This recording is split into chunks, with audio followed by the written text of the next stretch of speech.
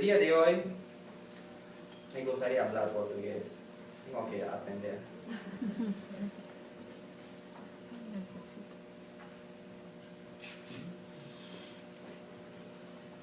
El secreto de una vida feliz es el tema que el día de hoy voy a tratar.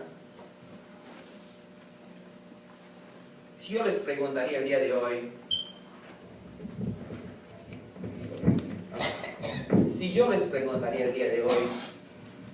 ¿cuál es lo más importante en su vida en cuanto a felicidad? ¿Qué es lo que harías para encontrar felicidad? Muchos de ustedes de repente dirían, un buen trabajo, una buena casa. De repente ustedes dirían, ser millonario, tener mucho dinero, y así no voy a tener pobreza en la vida.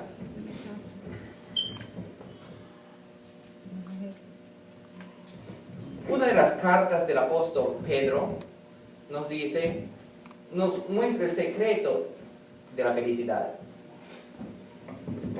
Si nosotros abrimos en 1 de Pedro, capítulo 3, versículo 8 al 12, para poder entender este pasaje, tenemos que ver dentro del contexto de la carta. Primero debemos saber quién escribió la carta. Segundamente debemos saber por qué la escribió.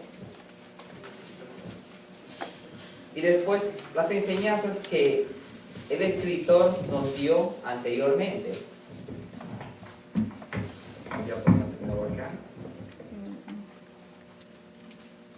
El escritor de esta carta es el apóstol Pedro, que era uno de los 12 discípulos de nuestro Señor Jesucristo. Él era uno de los 3 más allegados de Cristo Jesús.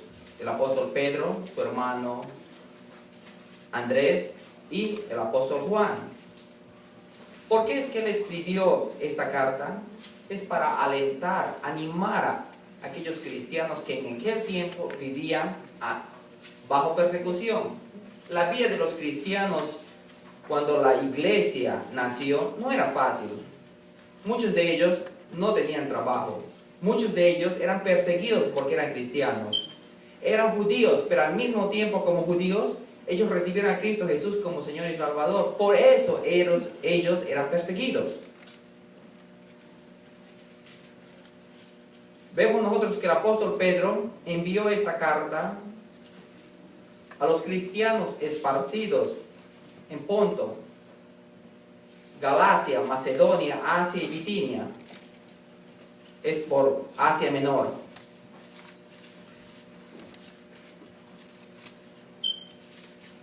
Vemos nosotros de que en los capítulos anteriores, del 1 al 3,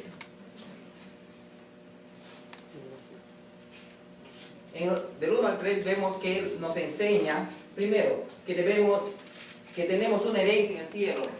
El siguiente, nuestra fe será probada a través de aflicciones. El siguiente, que debemos poner nuestra esperanza en Jesucristo, que debemos ser santos. El siguiente, debemos amarnos de corazón puro, debemos crecer espiritualmente,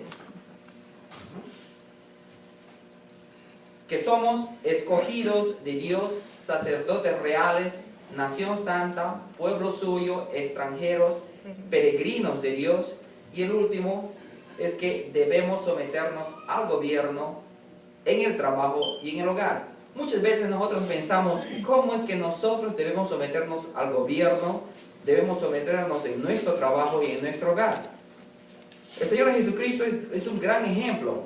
Él se sujetó al gobierno de su pueblo en ese tiempo, a los judíos, y al gobierno romano, al imperio romano. Él no estaba tratando de hacer algo en contra de ellos. En cuanto al trabajo, él trabajaba como carpintero durante un tiempo y él era muy fiel en su trabajo. En cuanto a su hogar, él se sujetó a su madre y a su padre. Siendo el Hijo de Dios, se sujetó a ellos. ¿Por qué? Porque él pensó en darnos este ejemplo. Y al mismo tiempo, él no podía hacer nada en contra de su naturaleza, amar a cada uno de nosotros como Él amó a su Padre.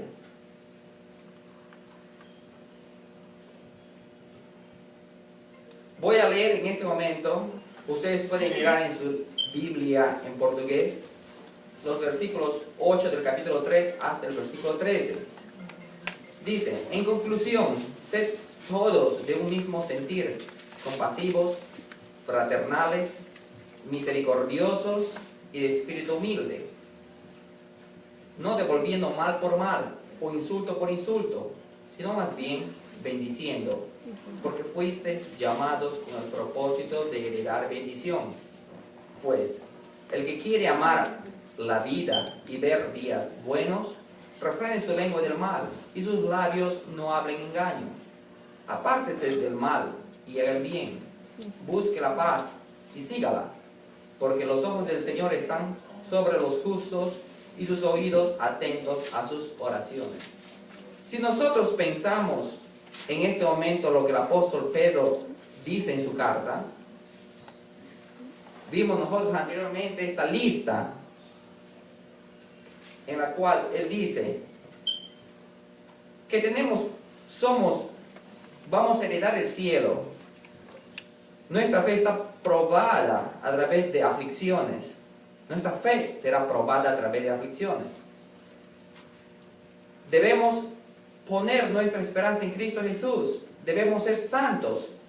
Debemos amarnos de corazón puro. Debemos crecer espiritualmente. Cuando pensamos de esta manera, son muchas cosas que Dios quiere que nosotros hagamos.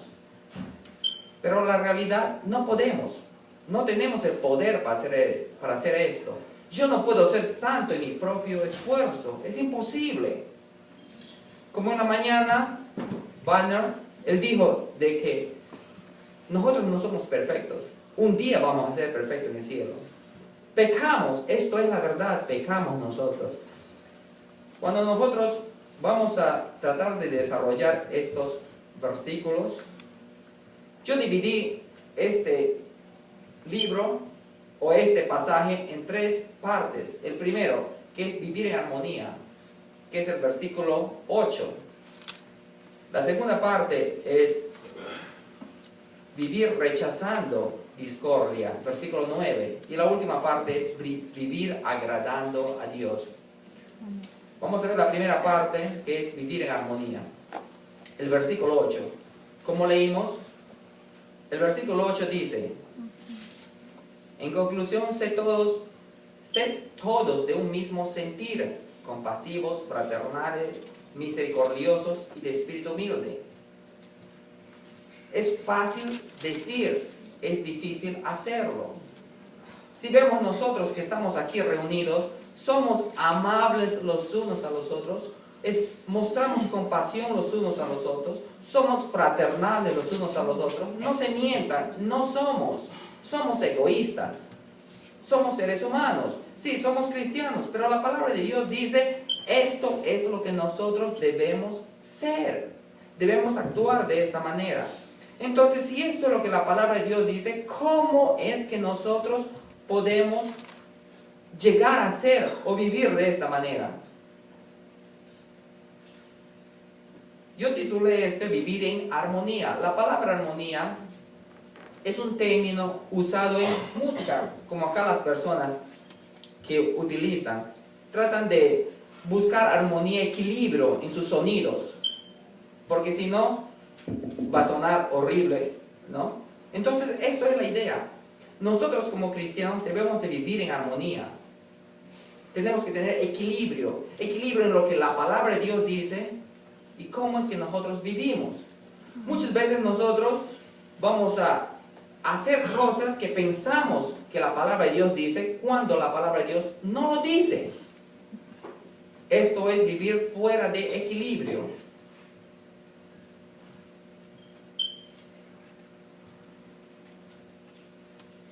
Para entender mejor, vamos a meditar en 3 versículos de la Biblia.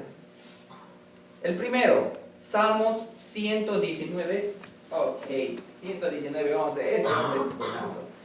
Ok, he guardado tus palabras en mi corazón, no habla de esto, ¿no? Para no pecar contra ti.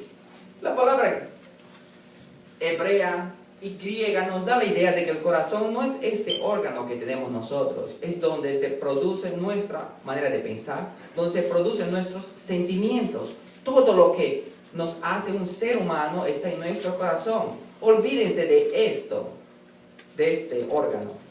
Por eso dice, yo he guardado tus palabras en mi corazón para no pecar contra ti. Otra versión dice, en mi corazón he atesorado tu palabra para no pecar contra ti.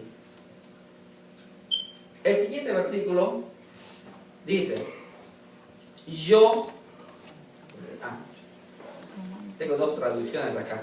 No vivan ya según los criterios del tiempo presente, al contrario, cambien su manera de pensar, para que así cambien su manera de vivir y lleguen a conocer la voluntad de Dios, es decir, lo que es bueno, lo que es grato, lo que es perfecto.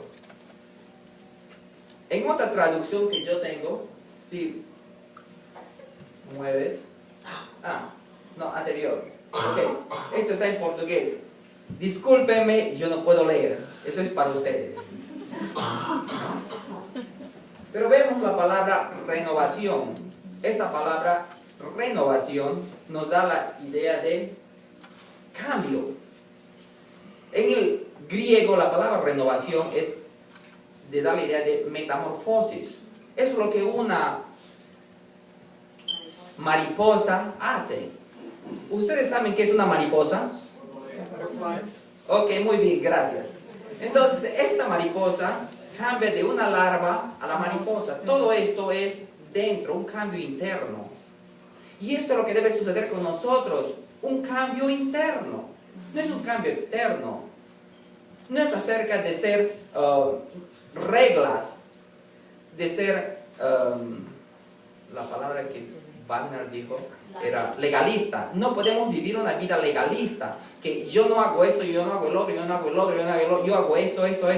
¿Te das cuenta? Esto no es una vida cristiana. Una vida cristiana es lo que Dios dice en su palabra. Y eso es lo que nosotros tenemos que hacer. Nuestra mente está llena de cosas. Por ejemplo, por 24 años yo era un incrédulo. ¿Se imagina la cantidad de basura que yo he almacenado en esta mente? Mi corazón.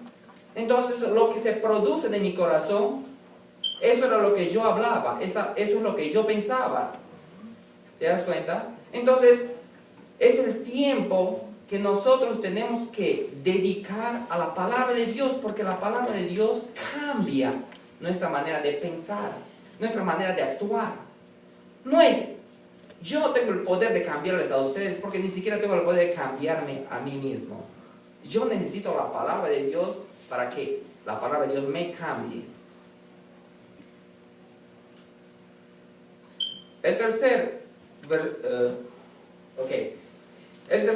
pasaje bíblico que yo tengo es Gálatas capítulo 5, versículos 22 y 23. Vemos, en portugués solamente es el versículo 22. Dice, mas el fruto del Espíritu es amor, gozo, paz, paciencia, benignidad, bondad, fidelidad, mansedumbre, dominio propio. Esto es lo que ustedes pueden leer. Esto es lo que va a producir. Tengo otra traducción que dice, en cambio, lo que el Espíritu produce, eso es lo que el Espíritu Santo produce, no es lo que nosotros producimos. Es Dios quien vive en nosotros, quien produce esto en nosotros. Si ustedes el día de hoy tienen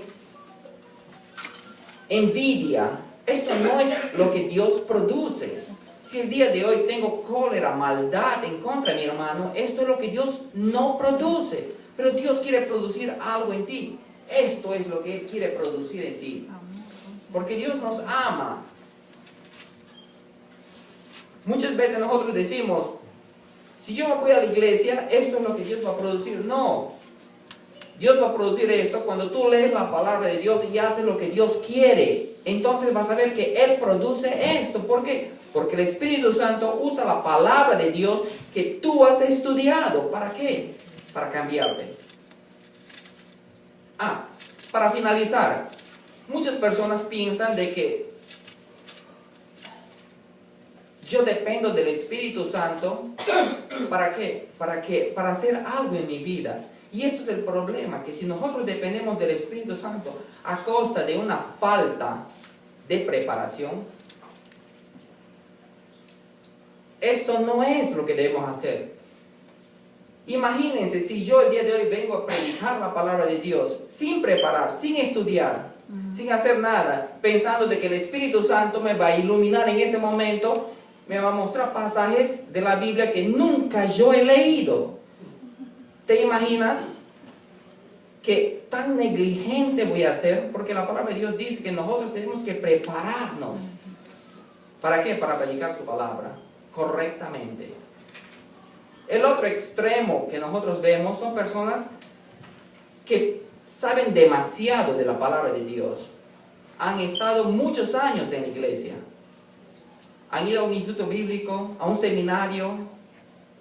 Tienen tanto conocimiento de la palabra de Dios, pero ¿sabes cuál es el problema? Que su relación con Jesucristo no es importante. No depende del poder del Espíritu Santo. Tenemos que tener una vida balanceada. Depender del Espíritu Santo y al mismo tiempo estudiar su palabra y hacer lo que Dios dice en su palabra.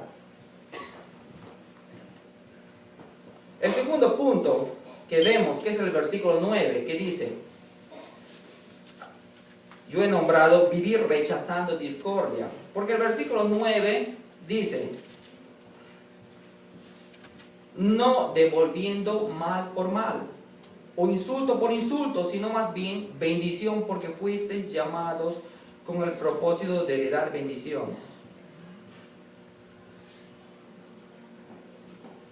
No parece tan fácil, verdaderamente, para nosotros, cuando una persona nos insulta, cuando una persona nos trata mal. Si alguien me golpea, yo quiero responderle. Esto es lo que nosotros hacemos. Pero esto no es lo que Dios quiere. Nuestro Señor Jesucristo, cuando Él ha sido flagelado, cuando Él ha sido crucificado, Él no dijo a las personas: ¿qué es lo que me están haciendo? No. Él aceptó todo como un cordero, humildemente. Y eso es lo que Dios quiere, que nosotros vivamos de esta manera, humildemente. Eso no quiere decir, porque yo vivo humildemente, yo me voy y me ofrezco, que maltrátame.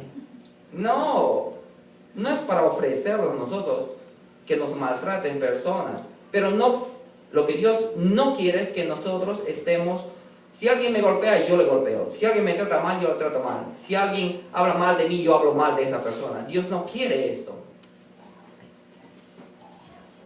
Vimos nosotros que ¿qué es lo que Dios quiere? Dios quiere que vivamos en armonía, en fraternidad, que tengamos un mismo pensar. En otras palabras, Dios quiere que vivamos una vida balanceada, equilibrada. Cuando el apóstol Pedro dice de que no devolvamos mal por mal, da la idea, da la impresión de que él se refería a lo que Jesucristo dijo en Mateo capítulo 5, el sermón del monte. Cuando hay una lista de las bendiciones de los hijos de Dios. Bendito si eres o si haces esto. Verdaderamente eso es lo que Dios dice en su palabra.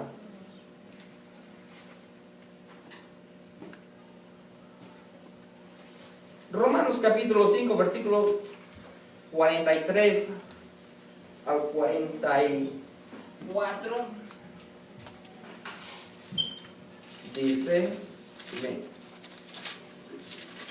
Mateo capítulo 5, versículos 43.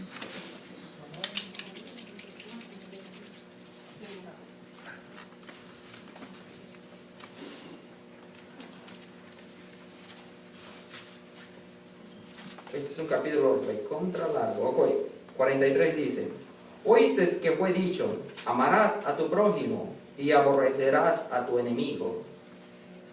Pero yo les digo, amad a tu enemigo, bendecid a los que los maldicen y haced bien a los que los aborrecen. Es increíble. El Señor Jesucristo nos enseña en su palabra que nosotros tenemos que amar a nuestros enemigos.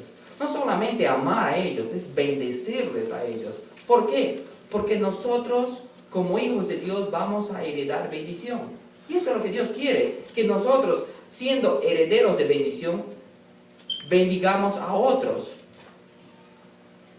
Si recordamos a los siervos de Dios como los apóstoles, los profetas, cristianos durante la historia bíblica, vamos a ver que mayormente los apóstoles, como Pedro, fue crucificado de cabeza. Cristianos durante el tiempo del Imperio Romano fueron encendidos como antorcha para iluminar el estadio. Pero ¿sabes qué? Estas personas querían hacer la palabra de Dios. Ellos entregaban su vida por nosotros.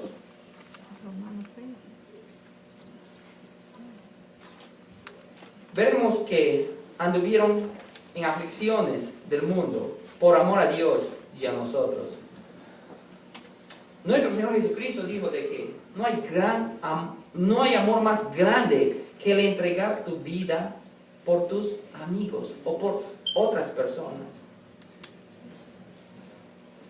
Si alguien me pregunta, Ernesto, ¿tú vas a entregar tu vida por otros?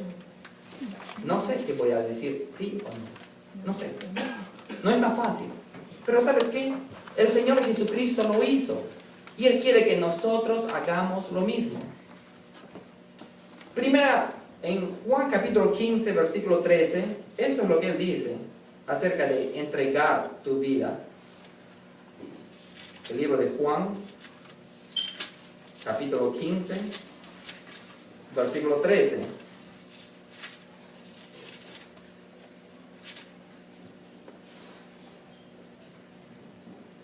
Nadie tiene mayor amor que este, que uno ponga su vida por sus amigos. Esto es el amor que Dios quiere. Jesucristo hizo esto. Él entregó su vida por cada uno de nosotros.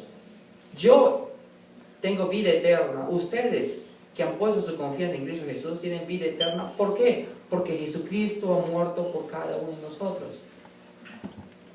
Muchas veces nosotros vamos a decir, yo puedo entregar mi vida por una persona que no ha hecho cosas malas. Pero ¿sabes qué? La palabra de Dios en Romanos 5, versículo 8 dice, pero Dios demostró su amor para con nosotros en cuanto, aún siendo pecadores, Cristo ha muerto por nosotros. Él murió, inclusivamente cuando nosotros éramos pecadores. Él murió por nosotros. Él nos amó. Yo todavía en ese tiempo no existía, pero Jesucristo murió por mí.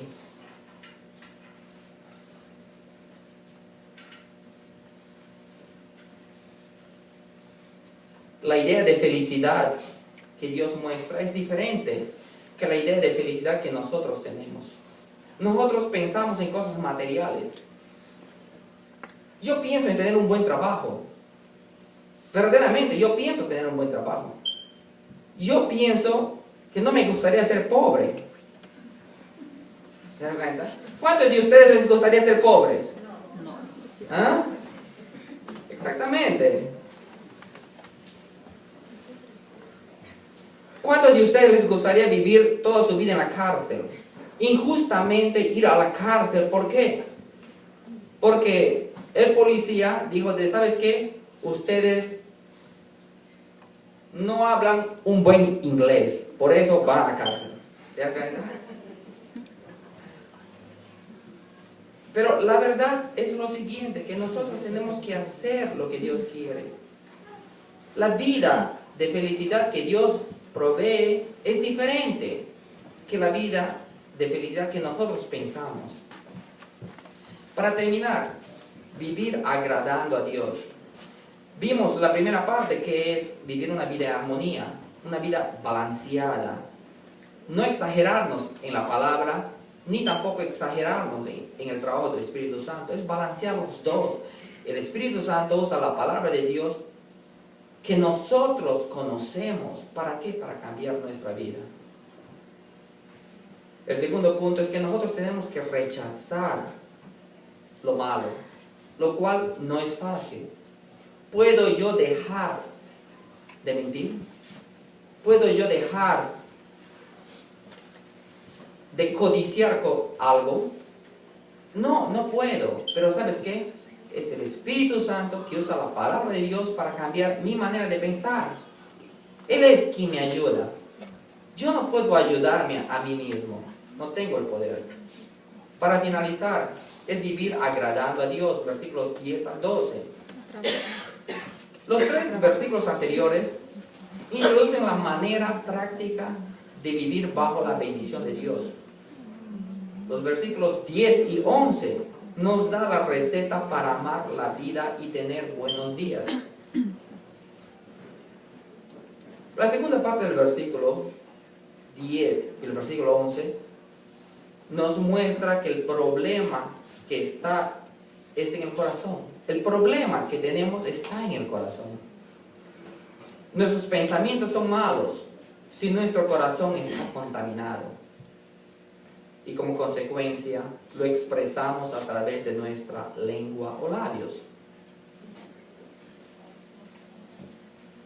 Jesucristo nos enseña que el problema de malos pensamientos o palabras malvadas provienen de nuestro corazón. Mateo capítulo 9, versículo 4, nos enseña esto. Ok, me olvidé. Y Jesús, conociendo sus pensamientos, dijo: ¿por qué pensáis mal en vuestros corazones? ¿Te das cuenta? Los pensamientos provienen de nuestros corazones.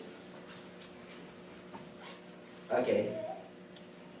Mateo capítulo 12 dice: raza de víboras. Esto hablaba Jesucristo de los fariseos, personas religiosas.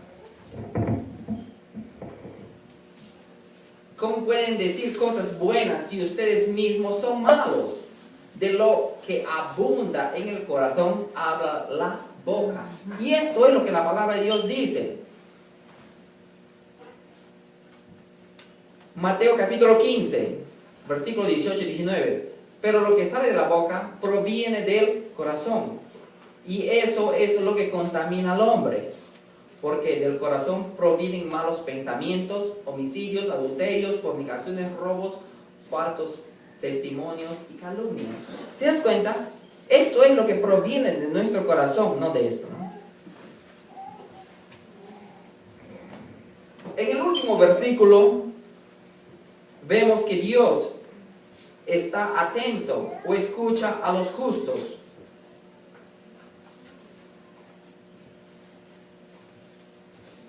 Muchas veces nosotros pensamos en cuanto a los justos. ¿A qué se refiere? Cuando tú crees en Cristo Jesús como tu Señor y tu Salvador, en este momento Dios te declara justo. No es por lo que tú has hecho, es por lo que tú has creído. Tú has creído en Cristo Jesús, Dios te declara justo.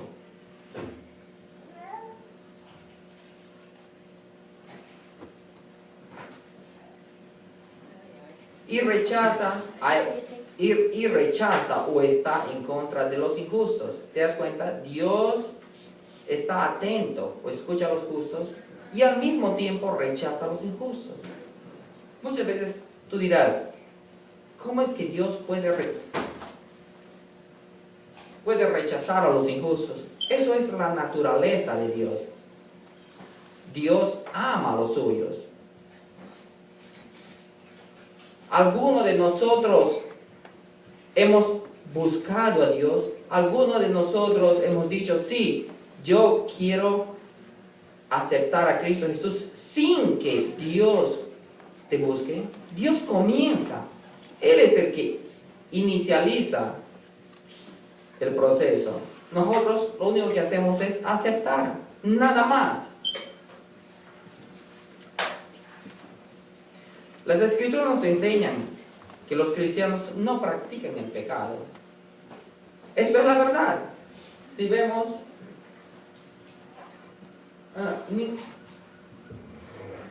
ninguno que sea hijo de Dios practica el pecado, porque tiene en sí mismo el germen de la vida de Dios y no puede seguir pecando porque es hijo de Dios. ¿Puedes en portugués? Ok. ¿Cuántos de ustedes son, no quiero decir fanáticos, son personas que les encanta el fútbol? Soccer o fútbol, como sea. ¿No les encanta el fútbol? ¿Cuántos de ustedes han jugado fútbol en su vida? De repente muchos, ¿no? Yo también he jugado fútbol en mi vida. Y era malo jugando fútbol. Admito, era malo. Pero ¿sabes qué? Yo no era un profesional. Nunca he sido un futbolista. ¿Alguien es un futbolista aquí? ¿No? Ok. La situación es lo siguiente. Cuando tú eres un futbolista, tú practicas para ser bueno. Yo nunca he practicado, yo he jugado. Por eso es que mis amigos siempre me decían, ¿sabes qué? Puedes sentarte. Solamente me llamaban cuando ya no había otra persona. Okay. ¿No? Entonces, esto es la idea.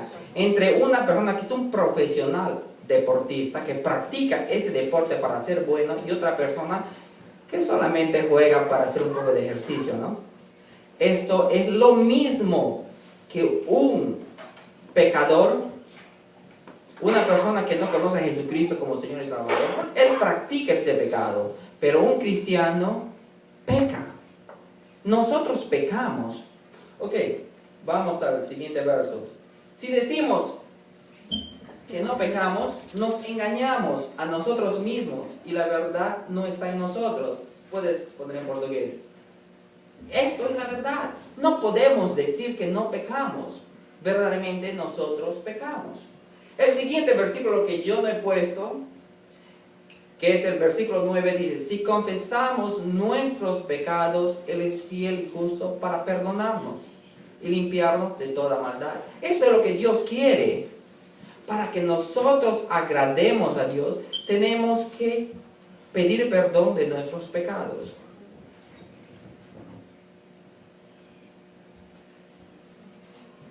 ¿Cuántas personas de aquí son padres? Padres. Papá, mamá. Ok. Yo no soy. No importa. Ok. Aquellos que tienen hijos saben que cuando los hijos no hacen las cosas bien, cuando desobedecen, ustedes corrigen a sus hijos. Muchas personas, cuando los hijos hacen algo mal, ya no quieren hablar con su hijo hasta que su hijo se arrepienta o su hija se arrepiente y pida perdón, ¿no? O de repente algunos padres dicen, ¿sabes qué? Ya no vas a usar tu celular, ya no vas a ver televisión o algo por el estilo. Hay una manera de corregir. Dios dice en su palabra que Él corrige o disciplina a aquellos que son suyos. Si Dios lo hace esto, ¿por qué nosotros no? Ok, entonces, si nosotros somos hijos de Dios y nosotros pecamos, Dios nos disciplina. Hay una cosa que ustedes tienen que tener siempre presente: relación con Dios y comunión con Dios. Relación con Dios es lo mismo que padre e hijo tienen su relación, porque tu hijo te desobedece, porque hace las cosas mal, no deja de ser tu hijo. Porque tu hijo ha matado a alguien, no deja de ser tu hijo. Oye, es mi hijo, es un asesino, pero es mi hijo. ¿Te das cuenta? Eso es la verdad. Porque nosotros hemos hecho algo malo, hemos pecado, no dejamos de ser hijos de Dios. Somos hijos de Dios. Pero lo que nosotros hacemos, el pecado interrumpe nuestra comunión con Dios. ¿Te das cuenta? Esto es lo que el pecado hace. Y esto es lo que la desobediencia hace entre un padre y su hijo, o un padre y su hija. ¿no? ¿Por qué? Porque ella o él ha desobedecido, el papá ya no tiene confianza. El papá dice, ¿sabes qué? Estás dentro de disciplina. Si el hijo se arrepiente, el hijo va a mejorar su comunión con Dios. Esto no quiere decir que el padre va a decir, ¿sabes qué? No hay ningún problema. Yo he borrado todo y te doy confianza. No, nosotros tenemos que hacer algo para obtener la confianza. No con Dios, con nuestros padres. ¿Por qué? Porque Dios, si tú confiesas seriamente de tu pecado, es como que si nunca has pecado para Dios. Es diferente. ¿Te das cuenta? Dios nos trata de una manera diferente que nosotros podemos tratar a nuestros hijos.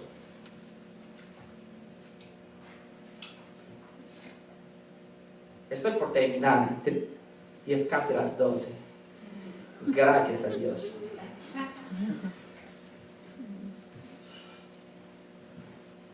Oh, estoy borrando esto.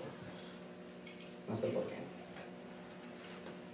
Ok, para concluir, después de que hemos estudiado estos 5 versículos, podemos ver que una vida, el secreto de una vida balanceada, se refiere a la comunión sin interrupción con Dios, la cual es basada en nuestra obediencia a su palabra y reflejada en nuestra vida cotidiana en frente de creyentes e incrédulos. Muchas veces nosotros podemos pensar de que sí, yo hago lo que Dios dice, pero ¿sabes qué? Tú solamente escuchas lo que Dios dice, pero no haces lo que Dios dice, porque si haces lo que Dios dice, tú vas a amar a tus hermanos, tú vas a amar inclusivamente a los incrédulos, orar por ellos. Muchos de nosotros tenemos personas que conocemos que no saben nada del amor de Cristo Jesús. Pero ¿sabes qué? La manera que nosotros nos comportamos no refleja que verdaderamente somos hijos de Cristo Jesús. Nosotros tenemos que comportarnos como Dios quiere. ¿Es fácil? No. Es imposible de comportarnos en nuestro poder. Necesitamos el Espíritu Santo, una vida sometida al Espíritu Santo y a su palabra. Tenemos que vivir ese tipo de vida. El último, aplicación. Yo puse, Dios quiere que vivamos una vida sometida a su palabra y así disfrutar o obtener una vida feliz.